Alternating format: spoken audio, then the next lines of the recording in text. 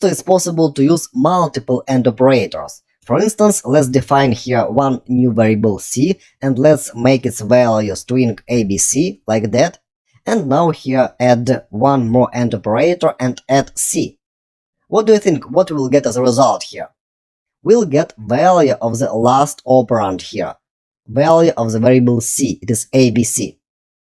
It means that the AND operator evaluates all operands starting from the left one by one, and returns first one with falsy value. For example, if value of b will be 0, then we'll see here 0. Otherwise, if all values are truthy, then such expression will be evaluated to the value of the last variable here, in our example c.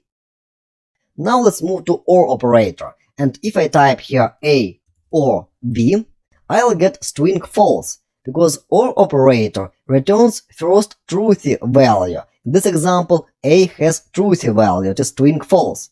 In order to avoid any confusion, let's make it a like that, and now I'll get a. I could also add here or, for example, c, but now I'll still get a.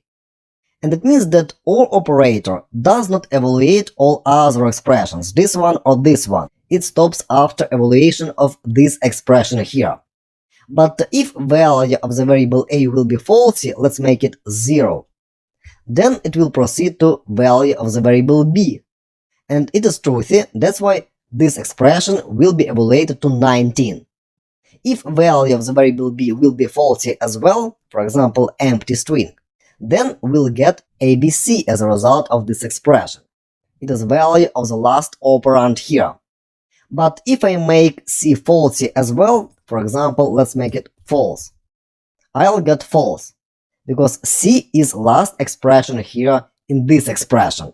That's why it is returned back as a result of OR operator. Last logical operator is NOT. And here let me keep only one variable a, for example, and let's print to the console not a.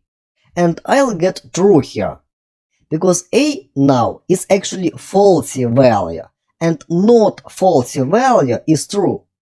If a will be, let's say, string abc, then not a will be false. Also, if you want, you could use two exclamation marks like that, and with those two operators you are able to convert any value to boolean value, either true or false, and evaluate whether a specific value is truthy or falsy. So, in this example, this will be evaluated to true, because not a is true. But if here will be empty string, then I'll get false as a result. Same applies to, for example, 0 as a value, or null, or undefined. In all cases, I get false as a result of this expression, not a.